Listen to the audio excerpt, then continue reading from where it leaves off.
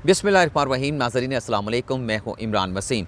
नाज़रीन, अपोजिशन ने हुकूमत के ख़िलाफ़ एक मुश्तरका अलाइंस बनाकर हुकूमत को घर भेजने के लिए हुकूमत मुखालिफ तहरीक चलाकर भी देख ली, हुकूमत के ख़िलाफ़ जलसे भी कर लिए, जुलूस भी निकाल लिए, लेकिन हुकूमत के ख़िलाफ़ अपोजिशन की ये तमाम कोशिशें कामयाब ना हो सकें।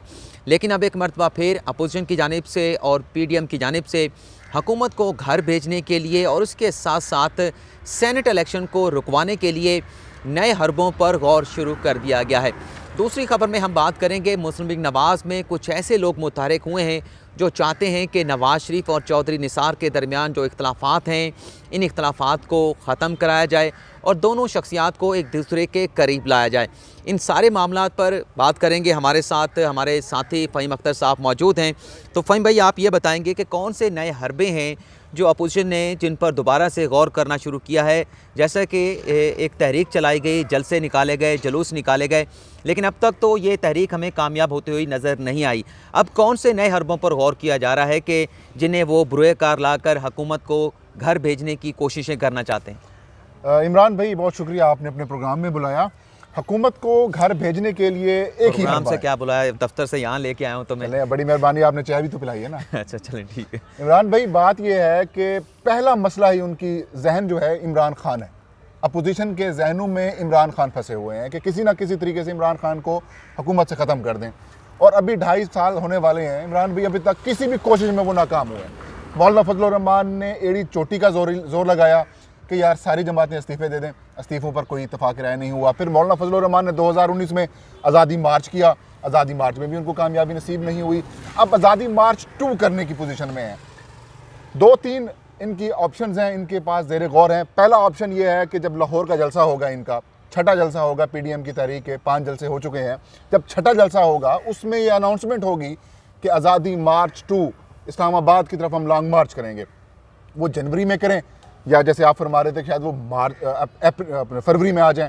वजह फरवरी और जनवरी के मकसद क्या है? मकसद ये है कि मार्च में होने हैं सेनेट इंतखाबात, इधर धरना दे के बैठ जाएंगे, इधर लोग बहुत ज़्यादा जमा कर लेंगे। जिस तरीके से मौलाना पहले कहा कि हम पुरअमन थे, पुरतशद्दुद चेहरा आपने उनका मुल्तान में भी देख लिया, आपने गिलगित बल्तिस्तान में भी उनका देख लिया। तो अब वो कोशिशें कर रहे हैं कि किसी ना किसी तरीके से पब्लिक को इंगेज करके हमने यहाँ पर एक धरना देना है और धरना देकर हुकूमत को मफलूज करना है, सिस्टम को मफलूज करना है। और सिस्टम को मफलूज करेंगे तो नए इंतखाबात की राह हमवार हो जाएगी। नए इंतखाबात की जब राह हमवार करने की हम कोशिश करेंगे तो सेनेट इंतखाबात रुक जाएंगे। आइन कानून ये कहता है कि सेनेट इंतखाबात नहीं रोक सकते। अगर असम्बलियाँ मौजूद हैं तो सेनेट इलेक्शन हर हाल में होंगे। एक सूरत है, अगर असम्बली ख़त्म हो जाती है फिर नई असम्बली आ गई, फिर सेनेट इलेक्शन होंगे। तो अब वो इस ऑप्शन पे जा रहे हैं कि किसी ना किसी तरीके से हम धरना दें। पहला ऑप्शन धरने का है। दूसरा ऑप्शन क्या है? कहता है अगर धरने पर इत्तफाक राय नहीं होता, धरने पर इत्तफाक राय PDM की जमातों में नहीं होता, तो फिर वो जाएंगे इस्तीफों के ऊपर। आपकी बात करता हूँ, आपकी बात को ही आगे बढ़ाते हुए मैं थोड़ा सा इसी में एडिशन करना चाहूँगा। मसला ये है कि पहले अनाउंसमेंट की गई थी, जो APC का इजलास हुआ था 20 सितंबर को, उसमें ये कहा गया था कि हम जनवरी में यहाँ पर लॉन्ग मार्च लेकर आएंगे, यहाँ पर धरना देंगे। लेकिन अब इस बात को रियलाइज़ किया गया है कि अगर जनवरी में हम यहाँ पर धरना लेकर आते हैं, यहाँ पर बहुत ज़्यादा ठंड होती है, इतने दिन लोगों को हम कैसे रोक पाएंगे, लोगों को किस तरह से फीड करेंगे, सर्दी ज़्यादा है, उन्हें सर्दी से बचाव के लिए किस तरह से हमें इंतजाम करने होंगे, तो ज़्यादा देर हम बैठ नहीं पाएंगे। तो इसी चीज़ को मद्देनज़र रखते हुए कि थोड़ा सा सेनेट इलेक्शन के करीब जाएँ, जनवरी के महीने को छोड़ दिया जाए, फरवरी के मिड में जाकर ये लॉन्ग मार्च यहाँ पर लाया जाए और उसके साथ साथ फिर यहाँ पर धरना देकर, जैसा कि आपने खुद कहा है कि हुकूमत को मफलूज किया जाए, ऐसी जगह के ऊपर ऐसे हुकूमत को, सिस्टम को मफलूज किया जाए और ऐसे जगह पर धरना दिया जाए जहाँ पर हुकूमत का जो कारोबारी ज़िंदगी है, जो लोगों के आमदोरफ्त है, तमाम चीज़ें जो है वहाँ पर जैम हो जाएं और मसाइल पैदा हों। तो ये कोशिशें की जाए। एक तो सर्दी भी एक ऑप्शन है जिसकी वजह से जनवरी से फरवरी का सोचा है। दूसरा है कि कोविड-19 की सिचुएशन दिसंबर और जनवरी में जिस तरीके से हेल्थ एक्सपर्ट्स कह रहे हैं कि उस वक्त ज़्यादा पीक पे सिचुएशन होगी, तो फरवरी में सिचुएशन बेहतर होने की भी एक चांसेस हो सकता है कि कोविड-19 को भी मलूज़ खातिर रख कर आगे किया जा रहा है। और वैसे भी फरवरी और मार्च में कम वक्त होगा, लिहाजा उस वक्त प्रेशर कुछ ज़्यादा होगा, डिबेट सेनेट इलेक्शन की ज़्यादा हो रही होगी। तो जहन में वही मामला है कि सेनेट इलेक्शन में इमरान खान को अक्सरियत नहीं हासिल करने देनी। लेकिन उस जहन में वो मामला भी है, लेकिन धरने के साथ साथ इनके जहन में ये भी है, चाहे पीपल्स पार्टी हमारे साथ नहीं है, जितने भी पार्टियां हमारे साथ हैं, अगर उनके लोग सूबाई असम्बलियों में और नेशनल असम्बली में और पंजाब असम्बली में मौजूद हैं तो उनके कम अज़ कम इस्तीफ़े जो है वो दे दिए जाएँ। इस पर भी गौर किया जा रहा है। ये ऑप्शन बी है। देखिए, पीपल्स पार्टी शुरू से एक ही चीज़ रखती है कि हम इस तरह की सियासत पर यकीन नहीं रखते, धरने वाली सियासत पर यकीन नहीं रखते, धरना नहीं देना चाहिए, लोगों को तकलीफ नहीं होनी चाहिए, उनका शुरू से अब तक ये मौकफ है। लेकिन जेल भरो तहरीक का क्या मामला है? जी सर, जेल भरो तहरीक ये है कि नया हरबा है, नया नुक्ता जिस पे गौर हो रहा है कि मौलाना फजलुर रहमान ने नवाज शरीफ को कहा कि आप वापस आएं। अच्छा, आप वापस आएं, अगर आपको गिरफ्तार करते हैं तो मैं पहले गिरफ्तारी दूंगा और मेरे पूरे कारकुन जो है वो जेल भरो तहरीक चलाएंगे। ये मौलाना फजलुर रहमान साहब की तरफ से उनको पेशकश की गई थी, लेकिन वो नहीं आ रहे।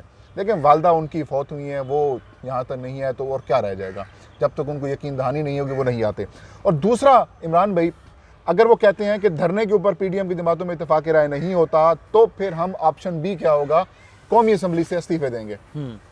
इस्तीफे देंगे, एक पार्लिमानी बहरान पैदा कर दिया जाएगा, इंटरनेशनल प्रेशर आ जाएगा, डिबेट शुरू हो जाएगी और हुकूमत मजबूर हो जाएगी, कौमी और पंजाब असेंबली से, और हुकूमत मजबूर हो जाएगी, क्योंकि इलेक्टोरल कॉलेज है उसको भी डिस्टर्ब करना है, क्योंकि ज्यादा जो सीटें आती हैं सेनेट के अंदर, सेनेट इलेक्शन के अंदर होते हैं, वो सूबों के इलेक्टोरल कॉलेज से होती हैं। इमरान भाई, सेनेट और कौमी असम्बली, आपको मैं बता रहा हूँ कि कौमी असम्बली और सूबाई असम्बलियों से इस्तीफे दे दें, मैं कहता हूँ फिर भी इलेक्शन होगा, सेनेट इंतखाबात फिर भी होंगे और उसमें उनको ज़्यादा नुकसान होगा। लेकिन वो कह रहे हैं कि इसको इस तरीके से हम पोलिटिसाइज करें कि इंटरनेशनल प्रेशर भी आ जाए, इनके ऊपर तनकीद शुरू हो जाए, डिबेट शुरू हो जाए और ये हुकूमत एक अखलाकी दबाव में आकर नए इंतखाबात की राह हमवार कर दे। ये जो एक और साथ गेम चल रही है इमरान भाई, एक और हरबा चल रहा है अख्तर मैंगल वाला।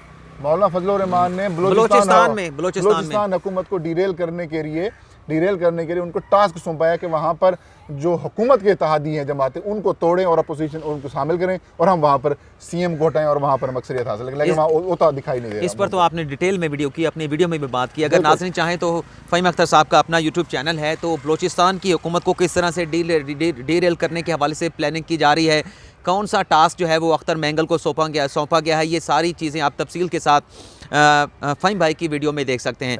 दूसरी जो हमारी बात थी यार फ़हीम, जो हम बात कर रहे थे चौधरी निसार वाली, ये जो लोग मुतहरिक हुए हैं, अगर ये लोग मुतहरिक हो जाते हैं और ये फासले कम भी हो जाते हैं तो पीडीएम कहाँ पे स्टैंड करेगी, मौलाना फजलुर रहमान कहाँ पर जाएंगे, क्या ये कोशिशें कामयाब हो पाएंगी कि चौधरी निसार और नवाज शरीफ के दरमियान जो फासले हैं वो कम हो पाएँ? देखिए, इमरान खान के बारे में अपोजिशन कहती है कि वो इमरान खान साहब यू टर्न लेते हैं। यहाँ पर नवाज शरीफ को अपनी तारीख का सबसे बड़ा यू टर्न लेना पड़ेगा अगर वो सुलह करते हैं। चौधरी निसार अली खान गए हैं, उनकी वालदा की वफ़ात हुई है, नवाज शरीफ और शहबाज शरीफ साहब की उन्होंने ताज़ियत की है। यही चौधरी निसार अली खान साहब, याद होगा बेगम कुलसूम नवाज जब फौत हुई थी तब लंदन भी गए थे, उनकी जनाजे में उन्होंने शिरकत की थी, वहाँ पर ताज़ियत भी की थी। ये काफ़ी अरसे से बातें चल रही, लेकिन मुझे लगता है मुमकिन नहीं है, मुमकिन नहीं है। ठंडी गर्म गपशप के साथ एक आपकी बात काट रहा हूँ। आपने कहा इमरान खान साहब यू टर्न नहीं लेते, इमरान खान साहब यू टर्न लेते हैं, चाहे उसे हम जो मर्जी कहते हैं। सुने तो सही, लेकिन आपने कहा कि नवाज शरीफ को अपनी ज़िंदगी का सबसे बड़ा यू टर्न लेना पड़ेगा। वो पहले भी ले चुके हैं, दिसंबर 2019 में ले चुके हैं। उससे पहले इलेक्शन के दौरान क्या कहते थे, खलाई मखलूक है, हमारा मुकाबला इमरान खान से नहीं है, और ये बला बला फलां, क्या उन्होंने नहीं कहा, फिर वोट भी दे दिया था। तो यू टर्न लेना तो मेरे ख्याल में उनके लिए भी मसला नहीं है, नवाज शरीफ के लिए भी।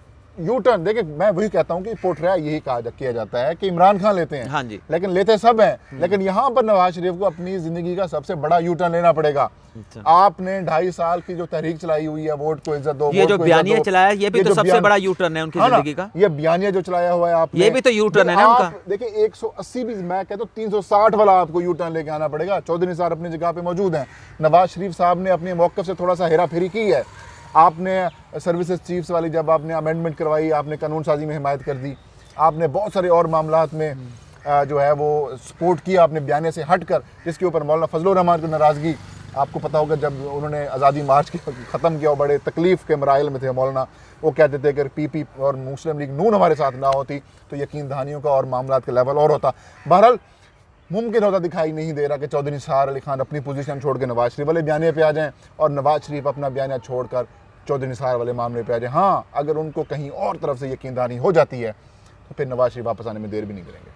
चलें, जो आप बात कर रहे हैं वही मेरा अपना मौक़िफ़ है कि चाहे जितनी मर्ज़ी कोशिशें कर लें, चौधरी निसार और नवाज शरीफ के दरमियान मफाहमत नहीं हो सकती, क्योंकि अब दोनों के बयानिए बहुत ज़्यादा मुख्तलिफ हो चुके हैं। चौधरी निसार मफाहमत की सियासत को आगे लेके चलते हैं, शहबाज शरीफ भी इसी सियासत को आगे लेके चलते हैं, उनका भी यही मौक़िफ़ है।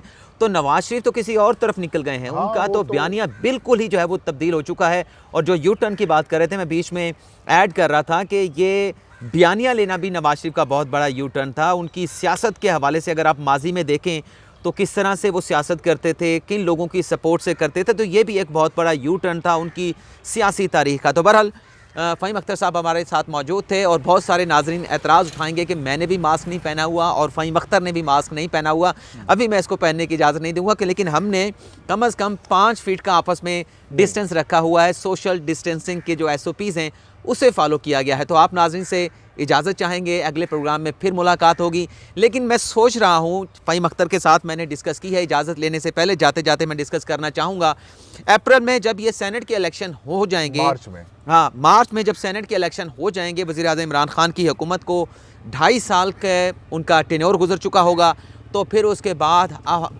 बाद हम जो हुकूमत की अकाउंटेबिलिटी है उस पर भी बात करेंगे, हुकूमत की परफॉर्मेंस पर भी बात करेंगे, क्योंकि ये भी बहुत ज़्यादा ज़रूरी हो चुका है कि अगर हम चेक होना चाहिए इमरान भी, एक तरफा ट्रैफिक नहीं होनी चाहिए। भाई आपको 2.5 साल हो चुके हैं, 2.5 साल में आपने क्या परफॉर्म किया है?